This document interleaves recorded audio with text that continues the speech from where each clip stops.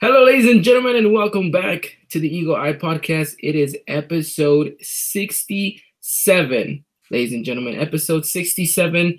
We're what? If my math is correct, that's 33 episodes from 100. So that's not too far off. But today we have a jam-packed show for you guys. We have Copa MX review, in which the boys were able to lift the title. We also have a not so impressive match against Cruz Azul in the weekend in the Clásico Joven. And then, of course, we are going to talk and preview the upcoming match against Toluca away at the Estadio Nemesio Diaz. And then, of course, we'll give the ladies a bit of a shout out. Didn't get a victory against Pachuca, but we will make sure that we cover them because their season is coming to a close and their playoff is just around the corner as well. So plenty to talk about. But as always, let me introduce today's co-host, Mr. Christian Rosendo. Christian, how are we doing?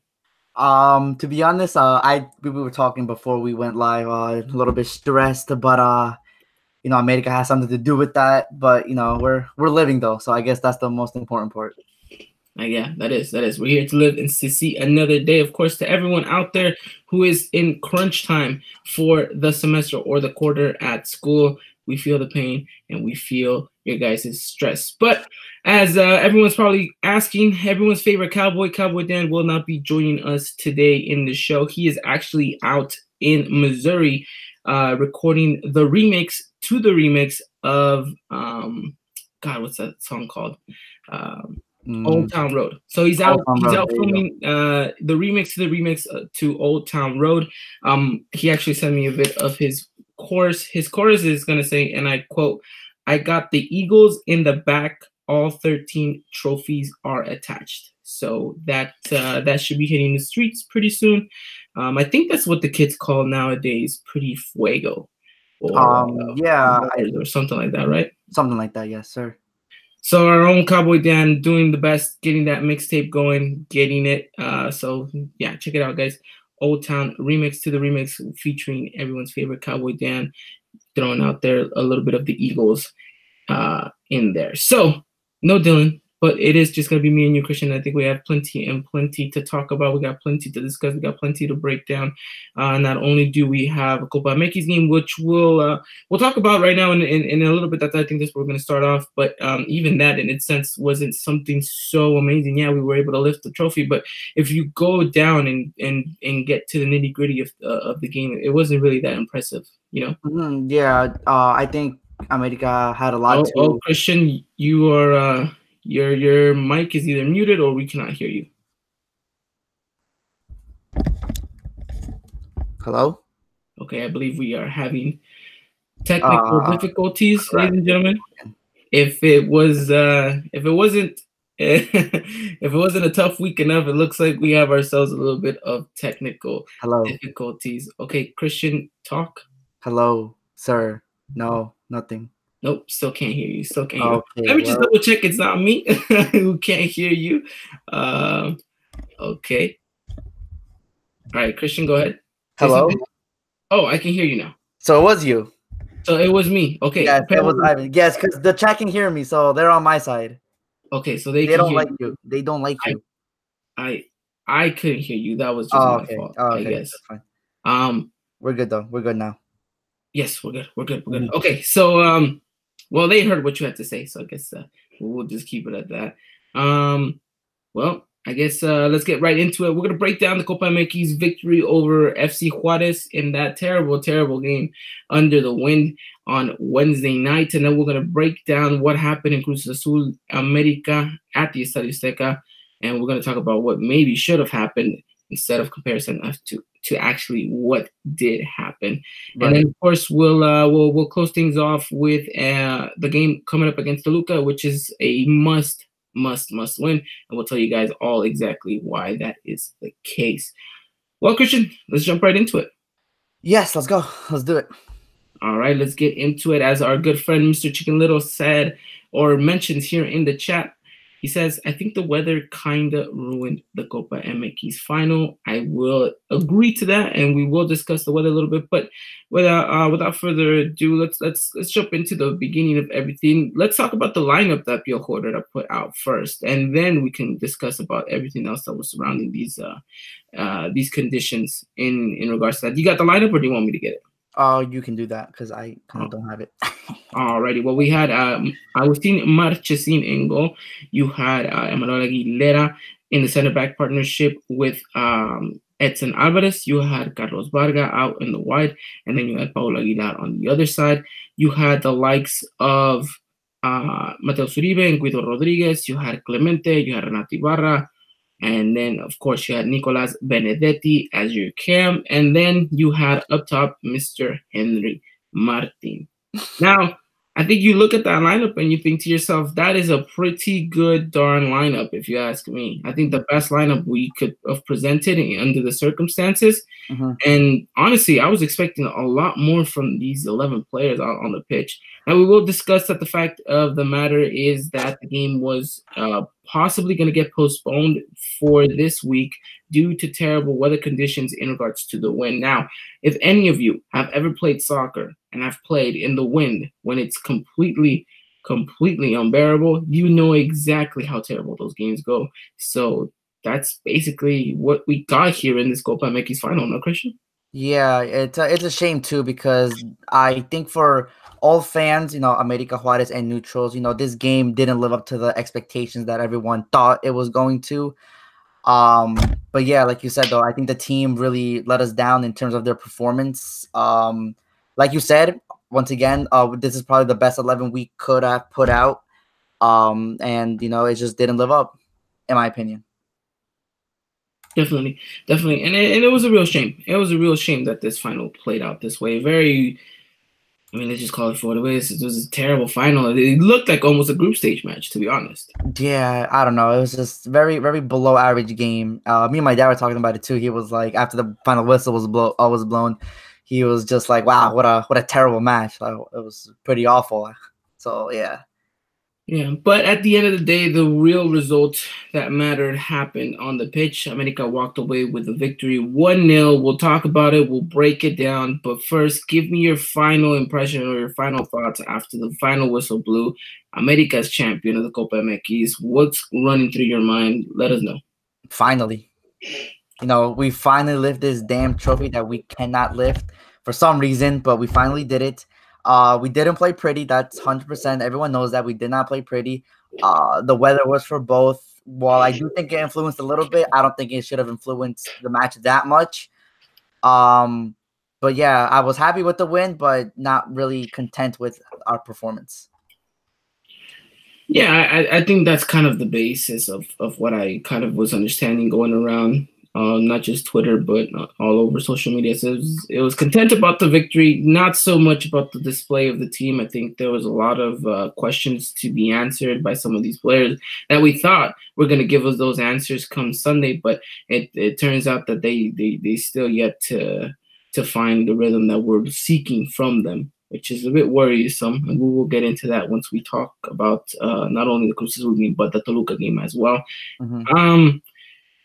I would agree. I think the final whistle blows. I look over, me and my dad just kind of go, okay, you take care of business and that's it. I didn't really celebrate it the way I celebrated against Cruz Azul when we won. Yeah, no, same here. We didn't even like high five. We usually high five after games when we win. We just looked at him, we were like, wow, that was bad.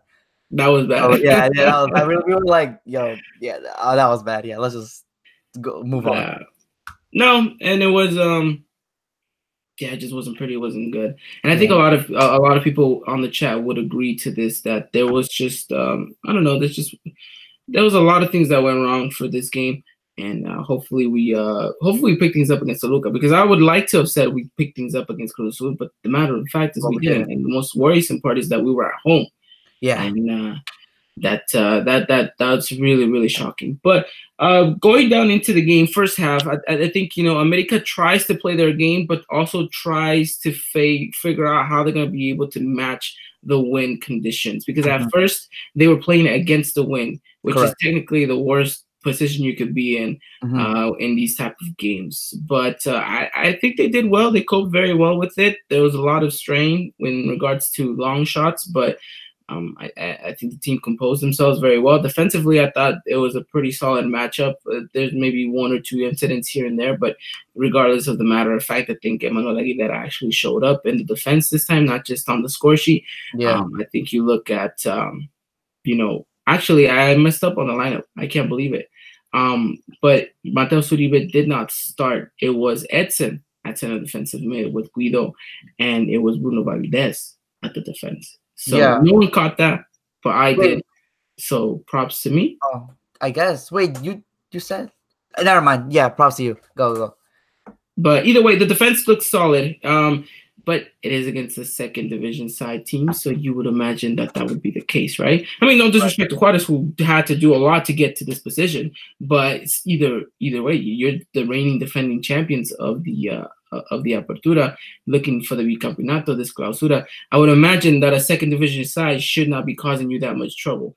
So, I mean, props to the defense for getting that right. And then you look at, what the midfield did. I think they controlled the ball decently sometimes. I think Guido did well to cover spaces. Edson did okay moving forward. Again, the wingers, Clemente did not show me anything. He has so much more to show and so much more to prove.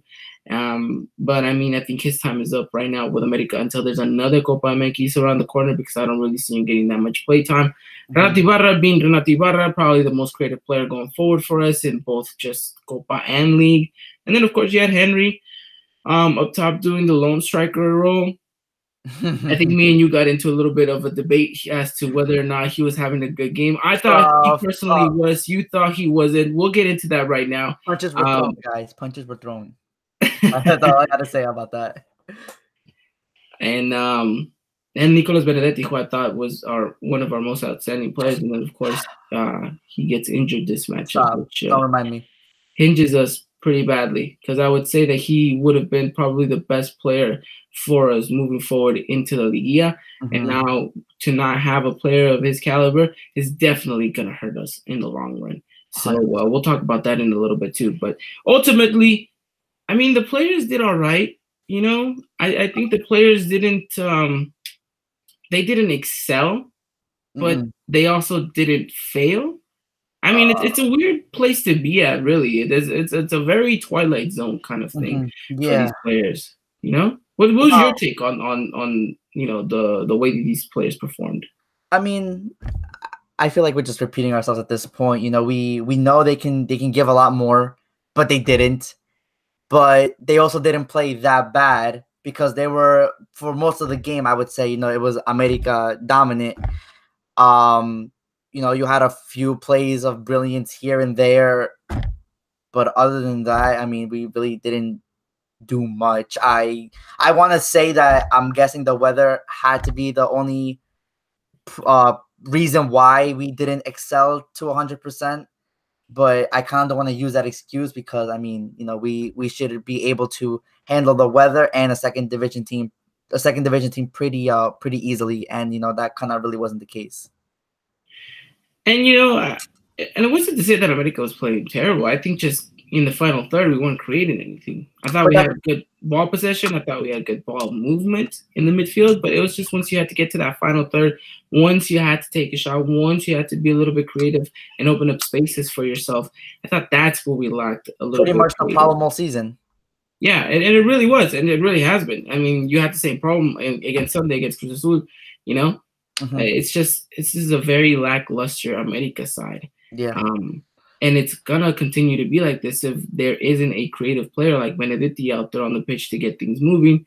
You would have imagined Mateus Uribe is that guy, but even him, he's just not living up to his name anymore. Yeah, no, it's very disappointing to see Mateus Uribe really rise to the stardom of a player that we all fell in love with, scoring golazos here and left, assisting any player he wants in the world, going to Russia and then coming back and then giving performances like this is really heartbreaking in my opinion, because this is a player I rated highly. I would even say that he was probably my favorite player on America in his time of, when he was scoring and assisting everybody. I was like, wow, like this player really deserves to be on the national team. Deserves all the world recognition. We were even scared when there were rumors of him going to Sevilla in a couple transfer windows ago, and now he's here. And now I think most of us want him, a little bit away from us now in this upcoming transfer window. But like you said, though, we really need him to really perform like him, like how we know he can perform.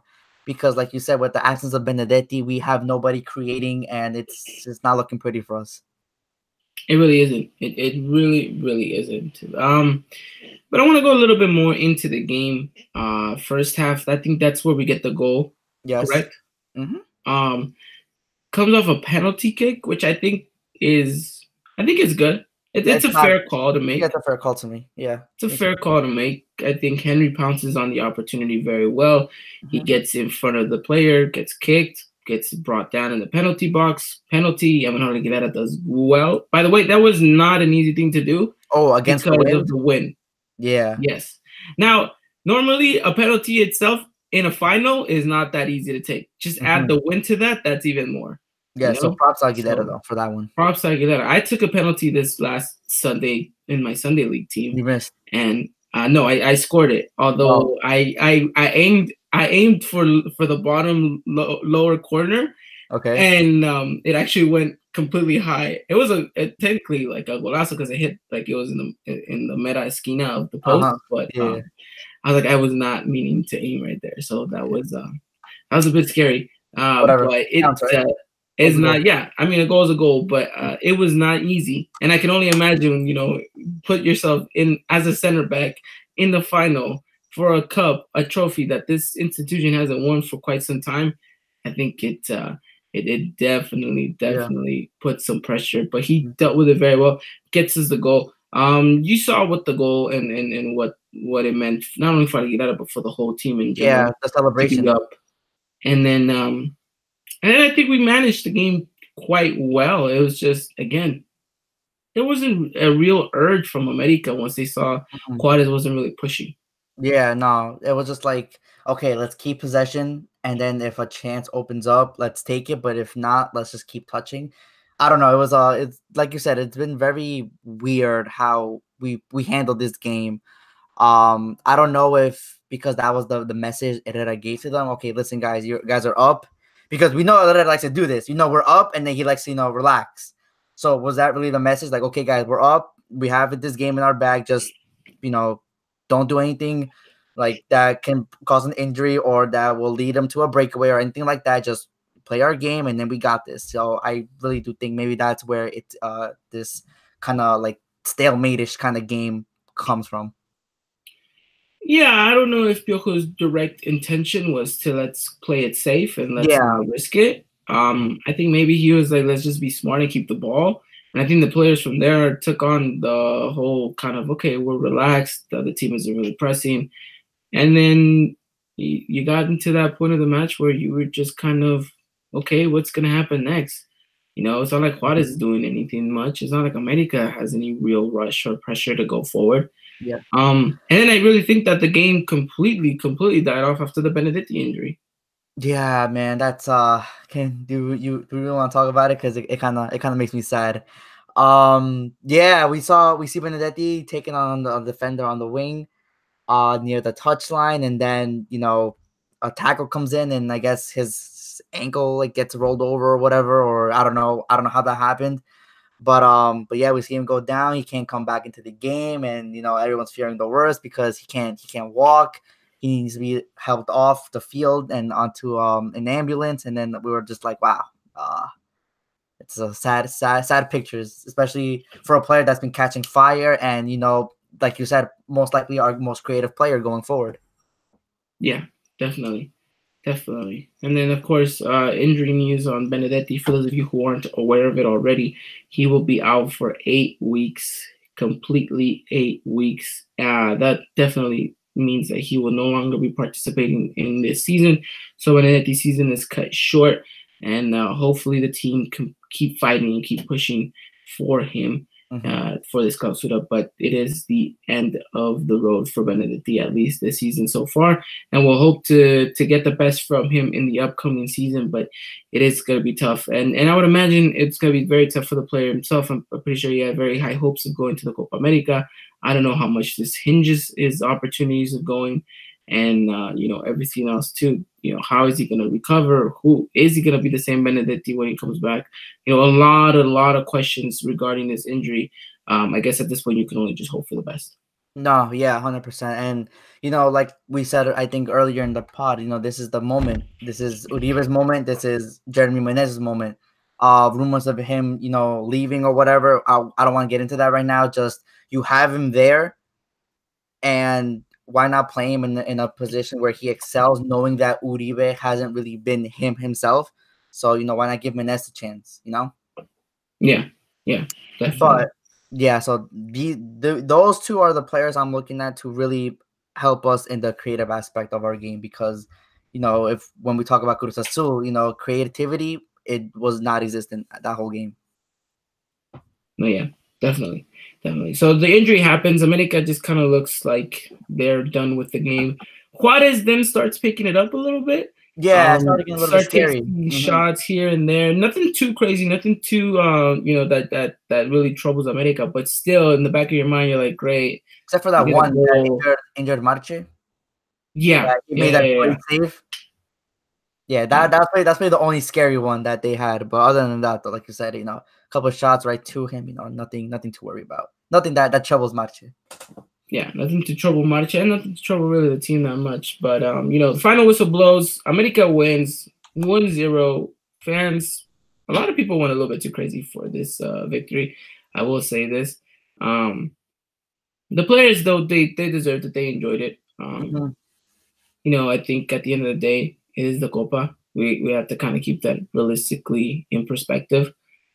Whether you guys agree with me or not, I everyone has their own different takes on this. A trophy's a trophy. I understand that, but at the end of the day, it doesn't carry as much weight as it does a league title. And let's not forget that we were in the not that long ago, we were just criticizing other teams too for winning that tournament. Yeah. And for parading it around too as well. So we kind of have to keep that in perspective. But I think at the end of the day, the team merits the appraisal, the applause from the fans. I think it was very well handled, this campaign.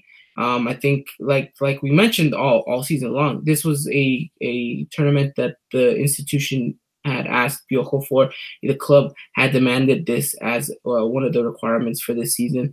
He delivered, and now because of that, I think he fills another little bit of a check mark in his contract, so that he can potentially stay here for even longer. But Piojo did well. The players did well. It was a very well campaign of a season for America and the Copa, and I think they deserved their little celebration. I think that was it. That I think the team had to, like I mentioned in the last podcast, the team had the right to celebrate that night and the following day. But once Friday came, I think you had to get back into the rhythm of things, because at the end of the day, you should know what the real objective is, and the real objective is getting the bicampeonato.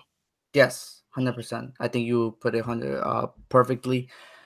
But from my understanding, though, I don't think they really celebrated Thursday, because I think that's when they were coming back to DF, and then whenever they came back, I think they had that day off, and then they went back Friday. So they had a day off. So, and we'll get into that though. We'll get into that because they were for the Cruz Azul game. But yeah, overall, that played factor.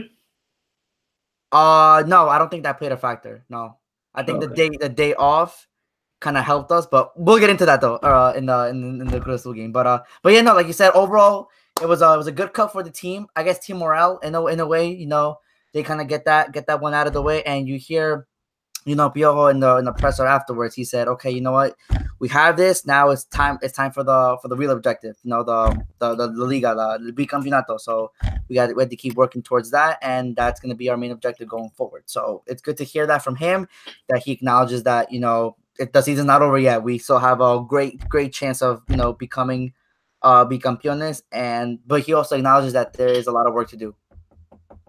A lot. I think at this point he's at this point you're coming to the end of the semester. At this point you had like your big paper due, and I think Piojo's waiting for the last minute to cram everything together, Yeah, and that's what and scares me. yes, me too as well. Me too, me too, me too. Yes, I think that's the proper Yeah, I was like, that's the what? proper Yeah, way to say that. me too. Yes, I agree with you. There you go. That's even better. Yeah. So that's the Copa Mekis. America wins it. Pretty good, all well, performance. Um, damn, I can't believe I can say this out loud, but we won a tournament in which Carlos Vargas featured in every single starting 11. There you go. I guess that's something to be proud of now. I mean, yeah.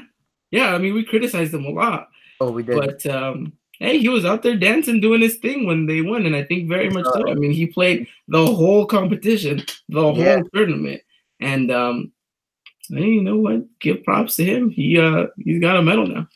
There you go. And I didn't think he played bad in this game. I think he was one of the ones that kind of excelled in his position. I don't know how you take. Yeah, no, I think he had a pretty good solid. I mean, look, Vargas had potential to be this great player, Yeah. but unfortunately, he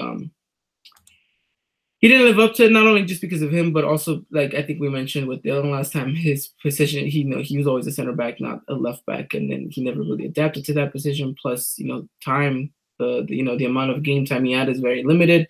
I mean, that's definitely going to hinge on any players trying to grow. So, I mean, hopefully this isn't the highlight of his career, but he has something to go on. No, 100%. So congratulations to the boys for making it out there, the Copa Mekis. Did we predict that America was going to win the Copa Mekis? I'd have to go back to the first episode of this year. Yeah. I want to say that we did, but I think we did. I would hope so. Hope so. If it is, then you guys can definitely count on us for next week. We'll give you guys the Powerball winning numbers. There you go. I'm down for that. I don't know about you. I'm down for that. Alrighty. We'll probably just give each other's like phone numbers away or something and just pretend like those are the winning numbers. There's 7, right? 7, yes. Yeah, I don't even know. Alrighty.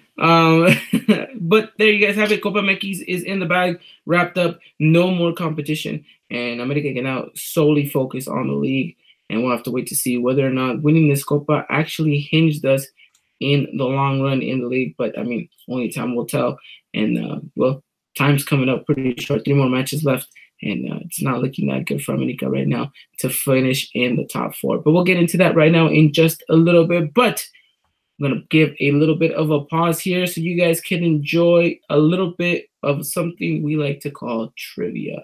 For those of you guys who love our trivia segments, we always urge you guys to come out here to a live show so you guys can submit your questions out and get yourself those points. But as always, I'm going to redirect the microphone over to Christian. Christian, let these beautiful people know what they're playing to today. Of course. So my good friend, my good host, Ivan will post the scoreboard because I finally did it for you guys. Don't worry, they're gonna be here in the chat and momentarily. Obviously they don't include the points from today because you guys haven't answered it. But today's question is: in what season did we defeat Toluca 7-2? Oh man. I didn't say oh man because I know the answer, but because my computer is freezing up. Oh my goodness! So when Ivan's computer is all fixed, he will put the scoreboard first and then the link to the question afterwards. So yeah, you guys have an hour to do this. 11:30 it will close, and yeah, that'll be it. The scoreboard should be updated with this one next week. If it's not, then I'll let you guys know. But that is trivia. Also, you guys haven't really been telling me if you guys would like trivia to be solely on the podcast or you guys would still like a question on Twitter. Keep giving me that feedback, please. It really helps me out, and how to give a points out to you guys as well, because I know there's been a little drop in participants for trivia, and I really want everyone to play. So if people can't make it out, just let me know, and I'll probably post a tweet on Twitter, letting everybody know to give me feedback. But yeah, let me know, and that's trivia for today. That is trivia. So yeah, get your guys' questions, your answers in. Excuse me. Over here saying get your questions in. Yeah, get trivia going. Get your answers up because we're coming to the end of the season now, and we really want you guys to get your answers in, get yourself a little bit closer, make things a little bit more exciting, more interesting. I'm looking at the scoreboard. My goodness, some of you guys know exactly what you're talking about. Yeah, I know it's pretty cool to see that this many people know our history, and it's cool. It's just cool. It's cool to see. Most definitely. So I hope you guys are enjoying the trivia. Let Christian know whether or not you guys want it solely here on the podcast, or if you guys want it on Twitter as well. If you guys are listening to this on SoundCloud, iTunes, or Spotify, make sure you guys let us know too on Twitter. Be like, hey, look, I can never make it to a live show, so can you please have trivia on Twitter? And then that would be a lot helpful as well, because we're not only trying to hear out to the listeners that come out to the live show, we also want to partake and listen to you guys who can't make it to the live show but are always there listening to the podcast afterwards. So yeah, just let us know. We're here to try to comply with all of you guys, because at the end of the day, we're all one big happy community / family here at the Eagle Eye Podcast. But Christian, I think that does it for trivia. Get your questions in. I believe the season was in 1998, and don't take my word for it, guys. Just go with what your gut. My gut's telling me that. Alrighty. Beautiful. Let's do it. Beautiful. Alrighty. Well, time to continue to talk about the not so good week America had, registering a 0-0 draw against Cruz Azul in the Clásico Open. So America finished a very dull-less game against Cruz Azul, in which a match that potentially had a lot more to give. Could potentially have been another game in which America would be the center of attention for VAR calls, but that wasn't the case, even though maybe some people still will be talking about that. But at the end of the day, America hosted Cruz Azul on Sunday at the Estadio Azteca in search of all 3 points, got nothing but a draw and a lot of criticism to go their way. I mean, what can we say about this game, Christian? I'll get into my little rant right now. Coming into this game, there were a lot of people that said that watch out for America. They most likely will not be as explosive as they usually are because they played a cup match on Wednesday. Now, what I have to say to that is, America was built. This team, this very squad, Herrera built it knowing that we had two competitions to play, the Copa Americas and the Liga. We have the depth in the team. You said it, I said it, that this team has all the debt in the world, because you can easily, well, not easily, but you can switch out players and you still get a very competitive team. We saw it against Tijuana. That's why they rotate against Tijuana, so they'll be fresh for the final and for the Clásico. To say that America was tired and that's why they didn't, exceed our expectations against Cruz Azul, or wasn't as explosive against Cruz Azul, is complete crap to me, because this team should not be, giving the tired excuse when you are built to handle situations like this. That can't be an excuse, especially for an institution like America, because America cannot live by those, I was tired, so I didn't play 100%.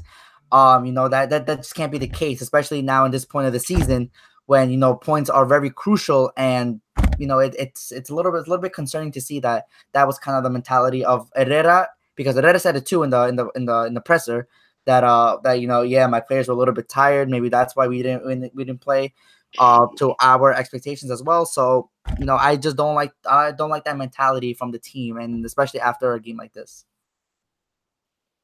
Yeah, I think you say it perfectly. America is in no place to say that. Well, let's just face it. There is no excuse for an America side. Never, ever, no matter what. Excuse me. I think you have to understand who you are, what club, who you're representing. You don't get the liberty to say, I just played a final on Wednesday. Can't you guys cut me some slack? I had to play on Tuesday. I mean, on Exactly. Sunday.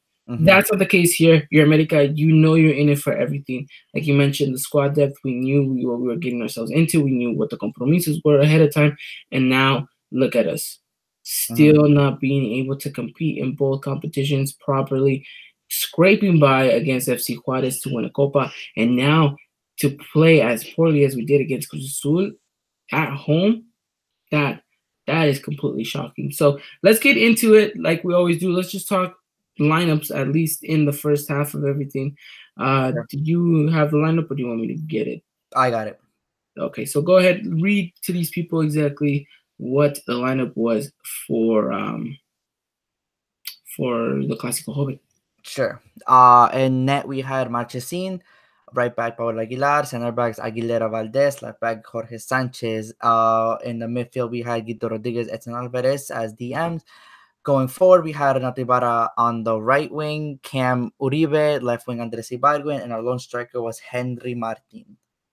Now, you're thinking to yourself, that's a pretty good, solid lineup. Yeah, we're missing a couple of key players. Yeah, we're missing a couple of the big names, but still, it should be more than enough to go out there and get a result against Cruz Azul, who, by the way, had their best team on the pitch, but their bench was looking a little bit thin in comparison to ours.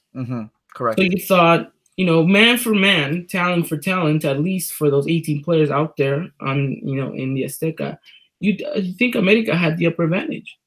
You completely thought we had the advantage. We're looking high hope, high morale. I'm sorry, high morale after our Copa Mekis when this should give us some confidence going into the game. And I really thought that man for man we were probably the better team. And I think you're right. We do sound like a broken record at this point. It was the same. It was the same problem as every single problem we've had, but it's again, we're just so dull when it comes to the final third. When we have to get in that penalty box, it's like you create very too little, and when you do, you don't even take the proper opportunities that come your way. Yeah, and I think I really do think our problem is we're too reliant on Renato Ibarra. I think Cruz Azul knew that. I really do think that once they figured out, okay, listen, they're playing a lot from the right side. Let's put 2, even sometimes 3 on him. You cut off Renato Ibarra, you cut off our whole lifeline of our attack. So that's why you saw Renato Ibarra. You kind of switch with Ibargüen multiple times during the match because he realized that, or Herrera realized, listen, they're double teaming you on that side. Go to this side, and then once time passes, you'll go back. So because if you look, there was an interesting stat I was looking at earlier. About 60% of our attack went through the right side, or say Renato Ibarra side. So you cut off Renato Ibarra, you cut off our attack, and I think that's where the big problem starts because without a player like Benedetti who gave you options through the wings and through the middle, you're kind of predictable at this moment. Yeah, definitely.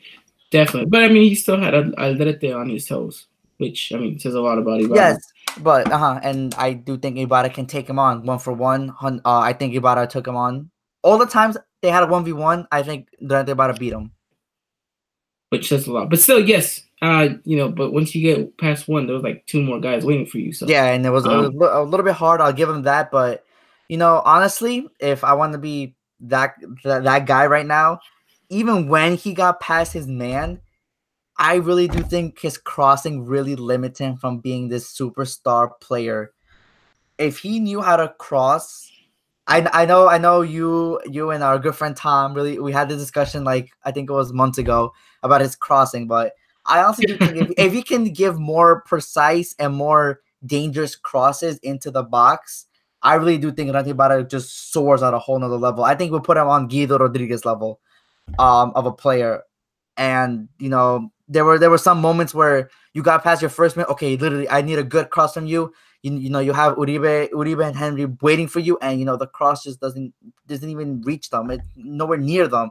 And moments like that is like you can't just waste those opportunities, especially knowing how the game is going and how Cruz Azul is defending and how it's being played out. Those are opportunities that really can't let go to waste. Yeah, yeah. I mean, I would add much more to that. I think I agree with that. A lot of people agree with that. Although you're right in the sense that we overloaded that side a little bit too much. And our good friend Mr. Carlos Diaz said, I want to see a little bit more can't even talk right now. He said, I wanted to see a little bit more ball movement through Georgie. He really energized the team play when he was a regular option, and I think he's right in the sense. I think a little bit more play through the left wing would have been nice. I feel like Piojo was just going at his old tactics. Yeah, what's worked for me in the past has to work for me now. Right. And I feel like a lot of people giving Andres Ibargüen a lot of slack. I'm not saying he had a good game, because I think he was one of the the people on offense that really disappointed me.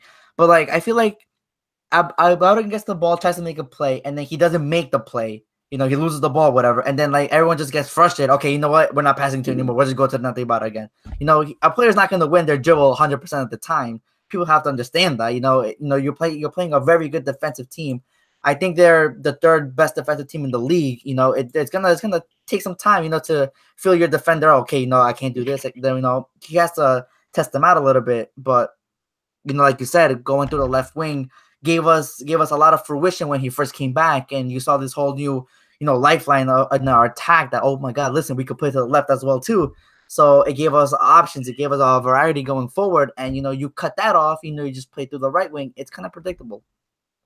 Definitely. Our good friend, Mr. Carlos Serna, saying, just like Jurgen, he can dribble past defenders, but can't cross a ball.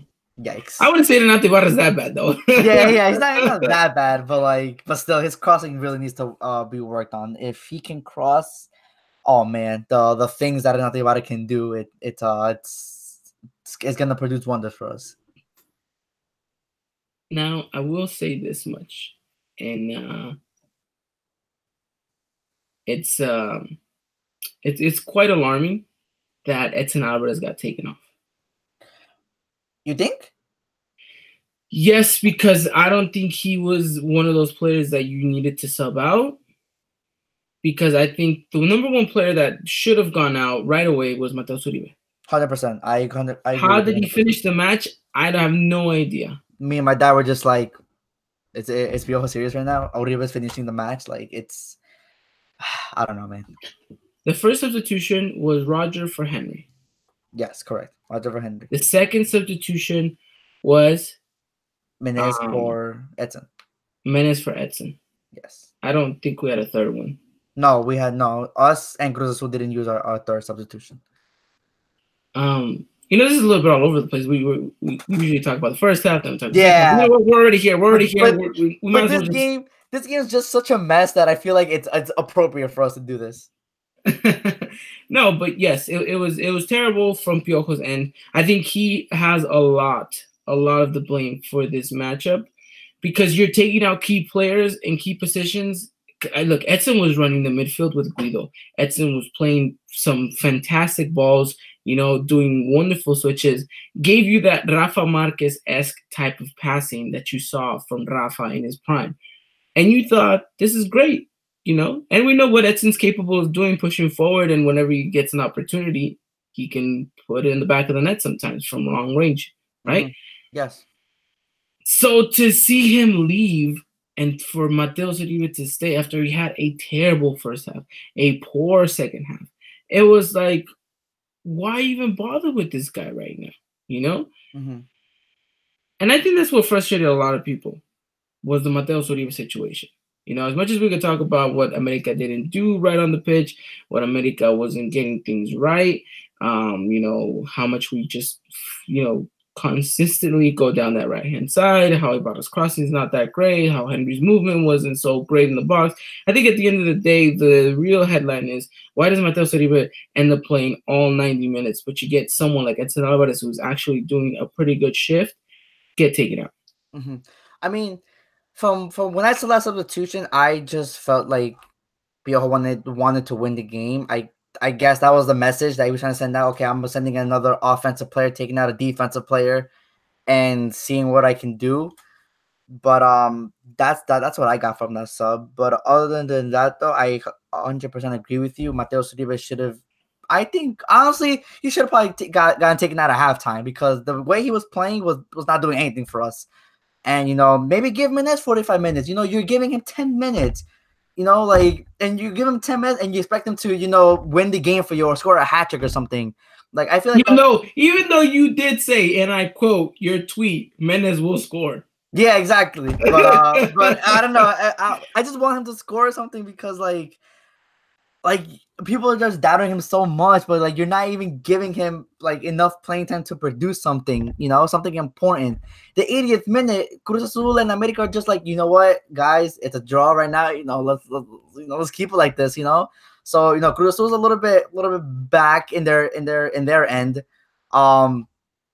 And then you have Menez who really can't do much because he hasn't been in rhythm of the game. But let him feel the game out for a few minutes and then see what he can do. But you're not even giving the guy a chance, to be honest.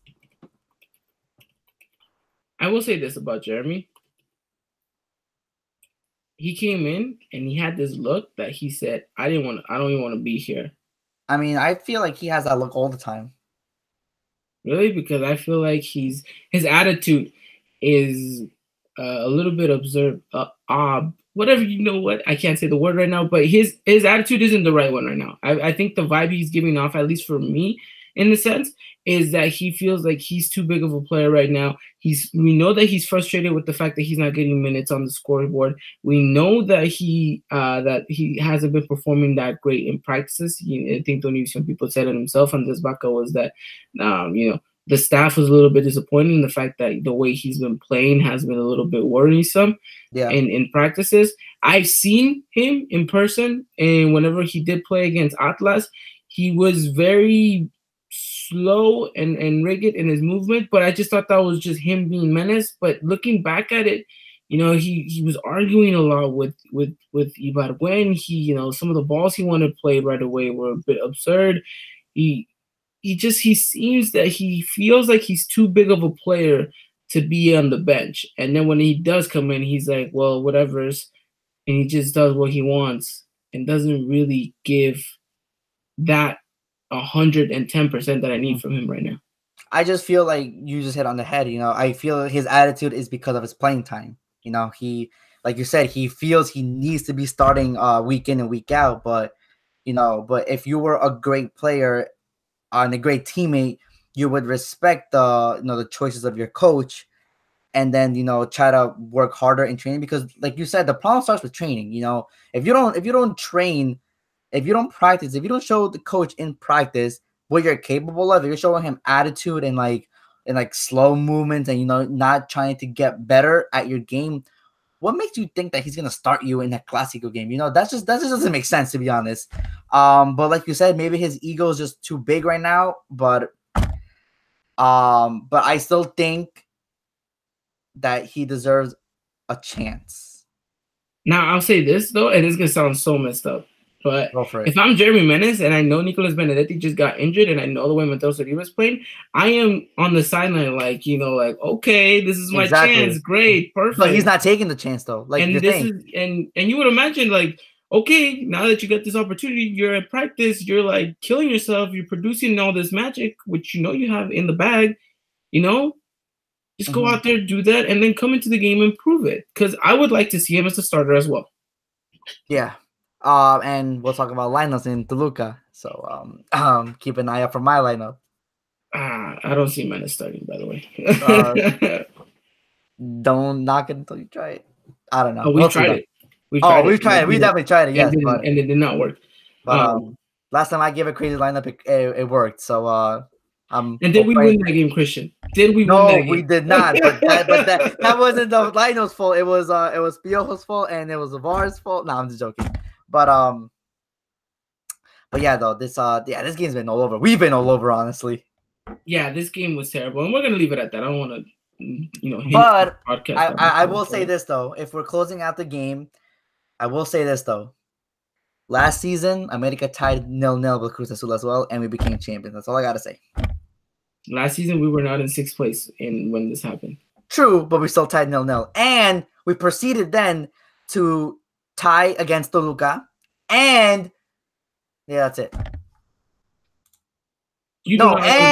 And we tied against Santos right after that. That was 3 draws before we won 4-1 against Veracruz in Toluca, if you remember correctly.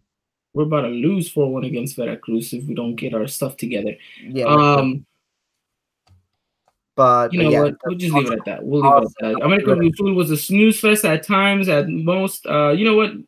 A lot of people are gonna be like, "Why aren't you talking about the VAR? Why aren't you talking about the goal that was disallowed by America?"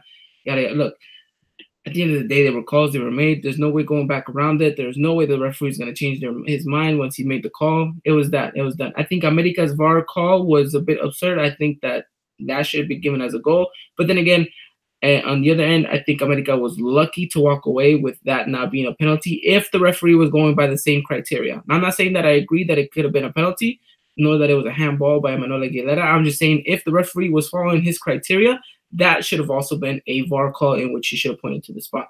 But that wasn't the case, and I'm honestly happy with that. I was like, I can't go another week in which the VAR is the center of attention because of this America side. Yes, let's just leave it at that, honestly. Definitely. Most definitely. Alrighty, we'll leave it at that. And then, the Clásico Joven ends 0-0. Christian has said it because America drew 0-0 against Cruz Azul. We are in there for going to be Bicampeonato champions come the end of May. Yes. We will be champions. We will be champions. Alrighty, ladies and gentlemen.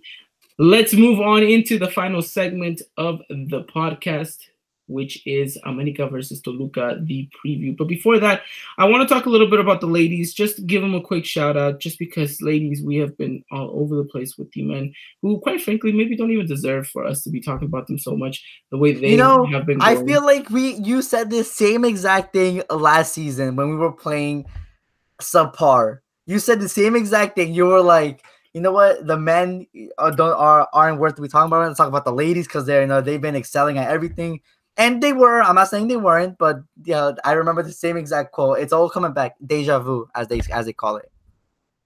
No, really, it really has been a bit of deja vu moment for us here and at the EY podcast for that 0-0 against Cruz Azul, and then me saying this, and the broken record that America is always, playing a bit lacklustrous. But I will say this much: America does come into the feminine side of things on a very, very good standard. They have secured first place as things are looking. They did lose against Pachuca yesterday, which means they have been now staying at 35 points. Pachuca has gone up to 30, I believe. You know what? I'm over here looking at it and the Google stats when I should be looking at probably the Liga MX's official website stats. So bear with me a little bit. But the ladies have been doing a job well done. I mean, what more do you want from these girls? They're pulling in a shift. Mind you, they have also had tremendous serious injuries. So, I mean, for them to come out, give face and give, this kind of look, it just says a lot. They're still in first place with 35 points. Pachuca has gone now up to 33. I mean, for a fact, America's already made the playoffs in that aspect. Trying to see what their next game is. Dylan's usually the one that has this on Decky 10. He wrote in the chat we need him for the ladies talk. They do. We do need you. I'm sorry, Dylan. But the next game is going to be against Lobos WAP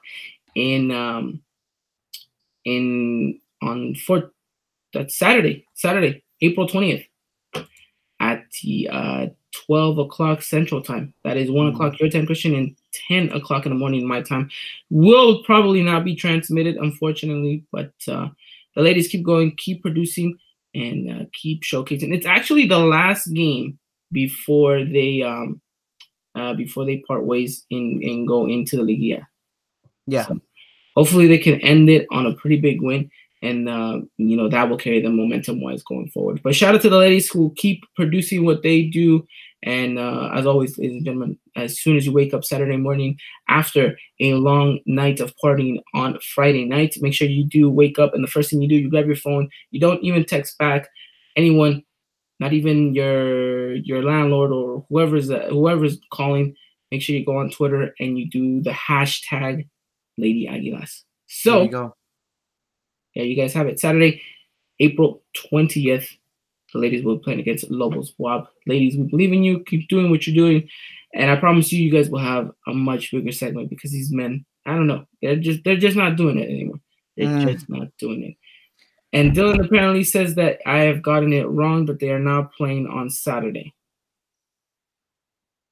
But they are. Because they're playing on the 20th. And I know I'm right because it says right here on the official website of Liga MX. So do not believe Dylan on the chat. He does not know what he's talking about. He's just tired from his verses on Old Town Remix. So yikes. Alrighty. Well, we're ready to close out the show. We're ready to talk about America versus Toluca, or in this case, Toluca versus America.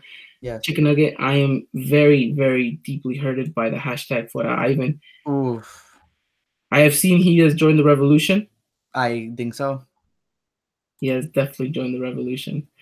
All right, ladies and gentlemen, back to the business of things. Toluca versus America. Christian, I mean, this is a game that America has to. I mean, it has to win. I cannot.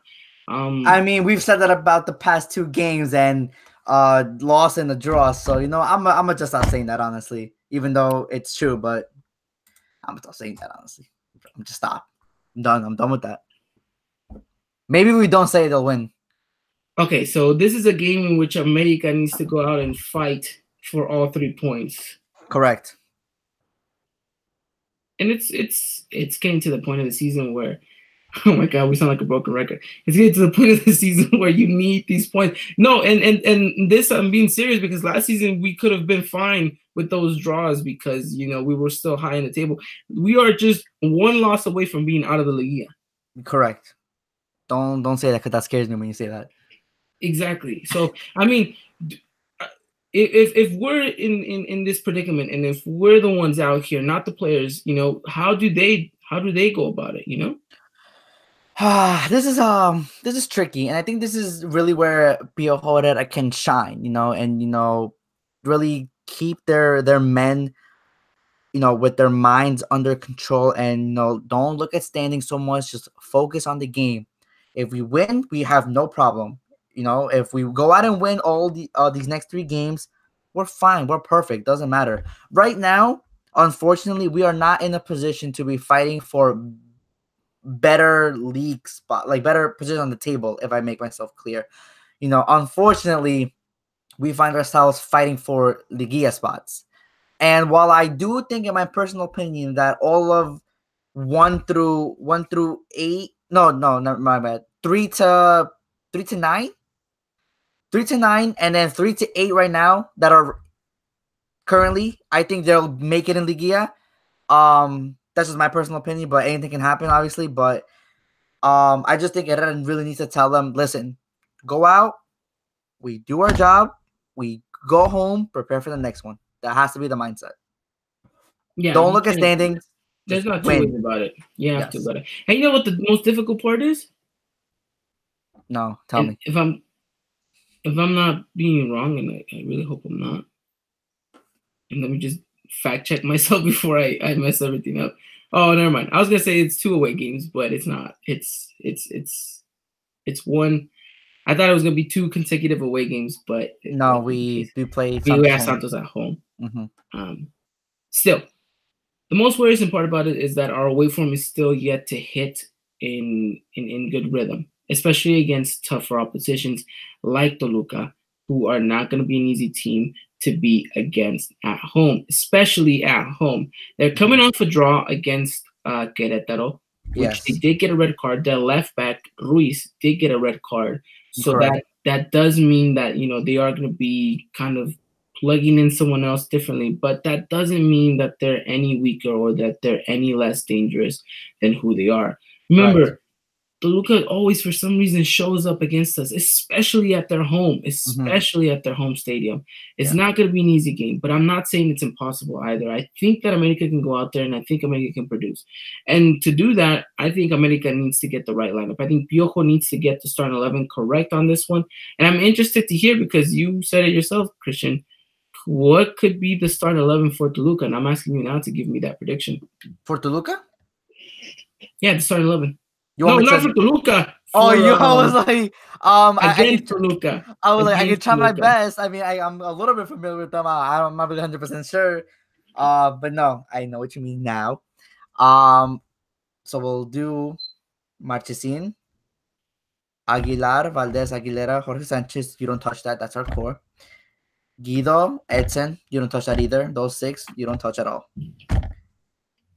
I think we're gonna go with the oddball, the curveball, and I'll do Renato Ibarra right wing, Andres Ibargüen left wing, Menez Cam, and Roger Martinez as your striker. So you change 2. You sub out Uribe and Henry, and you put in Menez and Roger. Okay. That's the curveball. Will it happen? This one, I'm 99% sure it will not happen. This is the one it will not happen. I would like to see it though. I think Henry's thing, like you said, his movement hasn't been on par these past few games. And Roger, I feel like he knows how to move a little bit better than Henry. And I feel like Roger kind of like when he's not getting the ball, he gets really frustrated. So he drops back and gets the ball and then tries to create something from that. I think that's something Henry is lacking in his game that I think is keeping him from being a striker to his potential that we know he can reach. So it'll be interesting to see Roger there, especially with the Lucas back 5, because he's gonna have a hard time just being there stationary when Toluca's playing a back 5. Okay. My question is, you have Henry starting. I mean, Roger starting, right? Yes. Okay. Interesting, because Nico should be ready. He's not by though. Sunday. He should be ready by Sunday. He's not. He's not there. Neither him or Peralta will be there on Sunday. 100%. 100% confirmed. By who? By me. I'm the source. I saw a report earlier. I will link it. I will Tuesday.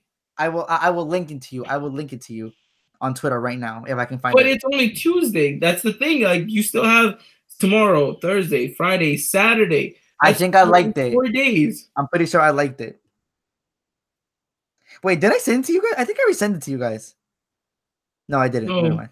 You didn't send it to us. I'll do it right now. Hold on. I thought Oribe should have been back already. Yeah, that's what we thought too. But then I thought definitely Nico should have been back for this next game. Now you're telling me the opposite? What's going on? Yeah, supposedly everything got what's that word called? Like backed up. I don't know. Like their recovery time got pushed back. There you go. Their return time got pushed back by a week. So now they're saying that they'll be ready for Santos. At least Nico will be ready for Santos, and then Peralta will come back for Veracruz. That's what I'm hearing. I don't know. I don't know whether to believe you or not. Well, you should. Have I ever failed you before? Don't answer that. No. Don't answer that. But okay, so for whatever reason, I mean, I was gonna go with your lineup as well.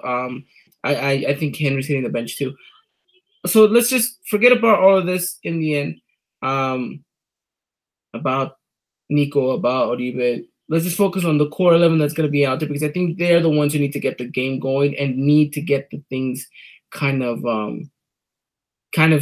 grounded, just in case whenever we do need a substitution, that'll be a whole story. I got it. Check your phone. I got it. I looked it to you. All right, I got it. Okay. Okay, so let's go with this lineup that you just gave out. Let's go and kind of go about it. How does this team go out and play against a very well organized Toluca, which by the way is being coached by La Volpe? So La Volpe knows us. Oh, La Volpe does know some of these La players, Volpe knows and us. Carlos Serna said La Volpe Piojo fight? Question mark? I can see it happening. I would love to see that, honestly. No, I'm just joking. Let's keep the violence out of the pitch. But yeah, the question is, how do you beat them, right? No, that's a very good question because they're gonna be organized. They're gonna be organized. This is a team. They're gonna soak up the pressure. Mm-hmm. They're gonna do everything to make this game dreadful, and they're gonna do everything to get this game as nitty gritty as possible. Mm-hmm. I'm just gonna tell you this right now because I know how the Volpe is gonna play this game. I know how he does against these bigger oppositions that we are, quote unquote, to them. It's gonna be dull. It's gonna be rough. America's gonna find it so hard to break and open space. This is where I like Roger being in the starting lineup because he has that presence in the box. He knows how to open up space for himself, and he knows how to bully around defenders. That's what we're gonna need in this game. Correct. Oh my God, excuse me. But yeah. I think you said it perfectly. You know, I think that's gonna be my key player is Roger Martinez. Whether he can find those spaces, if he can outmuscle these defenders when he gets the chance to, and an opportunity going forward. But yeah, no, I really do think the wings are really gonna be crucial as well. You know, their back five, you know, their wings, you know, wing backs are gonna being pushed up a little bit. We can catch them off guard, you know, and we have a explosive Renato Ibarra. And a very flashy player in Ibargüen who can, you know, create something when they're disorganized. You know, we got to catch them when they slip up, and we need to catch them early as well. If you look back at their last loss, that was against Pachuca. Pachuca scored in the 4th minute, and then again in the 20th minute, the 22nd minute. After that, Toluca really didn't have an answer besides that one, besides their one goal afterwards, and then their late goal. But we won't talk into that because that's not our team. But catch them early, and then they'll be flustered, and then they're gonna have to, you know, open up more, and then that's when we go in there and implement our game. Okay. Yeah, I like it. Get them early, get the game going, and then control the game after that. Don't let up. And I'm not even saying consistently go attack. I'm just saying don't let up on the pressure. Just keep the ball. Let them do the running. Every time I'm on here, every time I preach the same thing. Play the simple game. Play the simple passing. Don't extend it. Don't force it. Don't play the long ball when it's not necessary, especially against a Toluca side that's going to be so crammed in the defense, that's going to be so crammed down the middle. You need to explore your options with quick 1-2 plays. You can't break down a wall by just lunging balls over and over and over and over again. It's not going to work. It's not going to work at all. And I guess our upside to this game is, you know, they're like you mentioned before, their left back and Richard Ruiz is not going to be in this game because he got a red card in the last game. So that's the Renato Ibarra's chance. You know, that's his side. You're playing with the backup left back. This is your chance to expose them a little bit and, you know, kind of get something going through that side. But I do not want to see an overload on that side, though. That's my fear, that Herrera's going to look at it. He's going to be like, oh, look, their starting left back isn't there. You know what? Let me just overload on that side and forget about Ibargüen and going down the middle. This is going to sound so weird, but I don't want Ibarra touching the ball that much this game. Because, one, I know La Volpe knows him well. And La Volpe knows how to study a team, knows how to exploit them, you know. And quite frankly, Ibarra can be our weakness when we go forward if we overuse him too much, because then we're out of ideas. I want to see more play down the middle. Whoever's playing that cam spot, whether it's Jeremy, whether it's Mateo Uribe, whoever's playing that spot, I need them to be the creative midfielder that they need to be. I need them to be the soul and the energy of this team when going forward, because that's how you're going to break them down. As crazy as it sounds, because you're thinking, okay, but there's all these players on the middle, you know, how are you going to make it work? it's gonna work if you You play know, down the middle and you use Roger properly. I promise you, it's gonna work. I feel like this is a perfect game for Jeremy Menez, and I'll say for two reasons. One, because we know how organized they're going to be, and we know the talent Menez has to pick out a pass. We've seen it plenty of times. He doesn't need to prove that to us because we know we know that he knows how to pick out a pass. That's number one. Number two, I feel like Toluca's really going to try to kind of slow the game down, if that makes sense, with their back five, and then when we have the ball, they're gonna really trying to get us to play slow. Who else? Who is the slowest player on our team? Damn, probably Marchesín. Oh, okay. Well, relax. Menez. So I feel like these are all the right ingredients for him to excel in a game like this, Yeah, no, I think you prove a really good point. That's why I said whoever plays that spot, and I hope it is Jeremy, he has to be crucial. Yeah, it has to be, yeah. And if it is Uribe, listen, I feel like Uribe still has that explosiveness to him. We just need to find it. And this can be the game where he has maybe this crazy outside shot and then it goes in. Long shots are going to be crucial this game as well. If they're so set on their back five, why not take a long shot? Try to rattle them a little bit. Yeah, definitely. So we'll have to wait and see whether or not they live up to the moment. But it will be key. That will be crucial. And I think defensively speaking, just play your game. I mean, I didn't really have any complaints against them on the Copa MX. I didn't really have that much of a big complaint against them on Sunday against Cruz Azul. Just worry about controlling the midfield, and you shouldn't even have to worry about defense in this game, to be honest. Mm-hmm. No, yeah, 100%. Yeah. No, I think you hit it on the head. Alrighty, then if that's the case, and if we can see America doing exactly this, give me your prediction for Sunday. Wow. Honestly, I feel like Monterrey had lapse. Get after a red card. This is gonna be an interesting one, honestly. Judging by the way we've been playing, and probably the talk that Herrera gave to the team, knowing that we need to win these three. These three are must wins. Let's go 2-1. No, 2-0. 2-0. 2-0 America. 2-0. Yes, 2-0. Okay.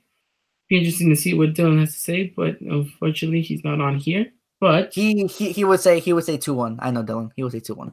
He would say 2-1. All right. Yeah. Well, we're getting a couple of reports on here. It's OMG. It's AVs going 3-1 for America with a hat trick by Jeremy Menez. So I would love to see that. I would pay to see that.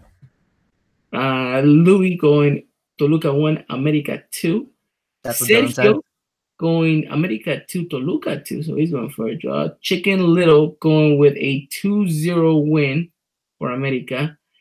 And then we'll have to wait to see what's going on. And Dylan has confirmed that he would have said 2-1. Christian knows me at least. That is true. Carlos Diaz going 2-0 for America. Chicken Little going America 3, Toluca 2.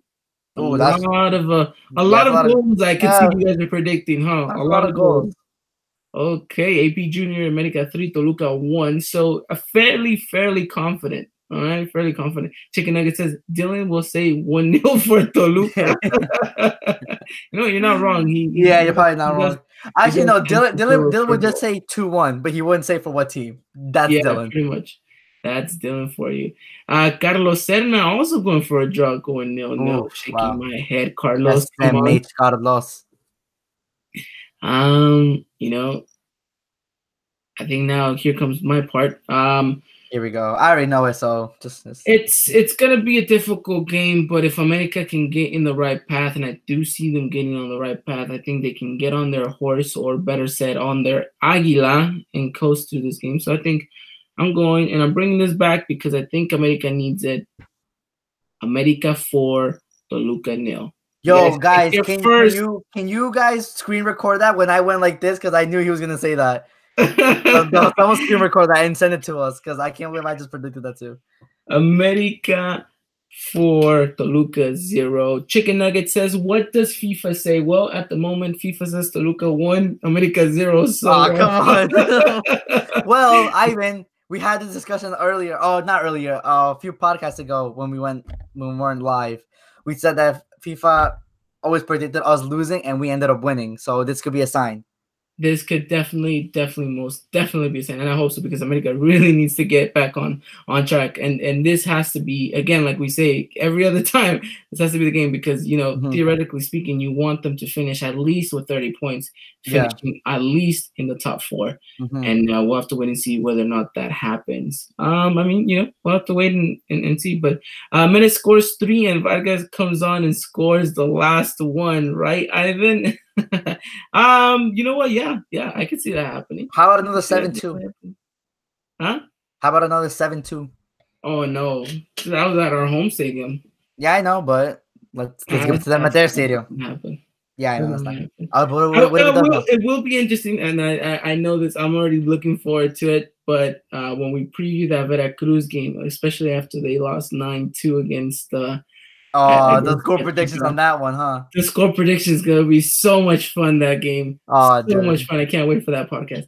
Because there's gonna be a lot of controversial results coming our way. But with that said, I think that does it. I think we've gotten the people to the point where the atmosphere has been built up, our momentum's a little bit higher, at least our morale, on this end is feeling a little bit better after this. Hopefully America can do that, deliver on Sunday, and we can just be talking about what America needs to do against Santos to keep continuing on that right track. Yes, alrighty then. Well, with that said, Christian, is there anything else you want to add on before we close out the show? No, I think we covered everything good. Everything well. It should be a great match, though. I don't think Toluca ever disappoints us in our games. I think we play them very, very hard. They play us very hard, especially this La Volpe Herrera thing. It should be a fun game. Hopefully we come out with the win, get back on the right path, because with 3 games left to go, it's crucial. It's necessary that we get our mind straight going forward.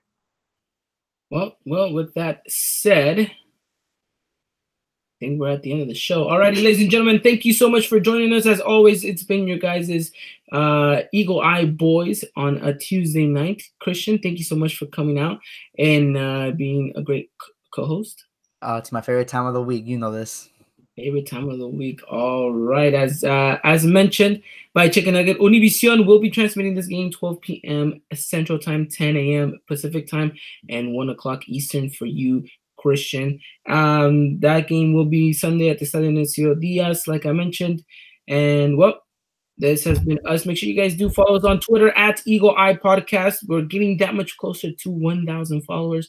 We will not say what, but it's going to be a big giveaway the moment we do get there.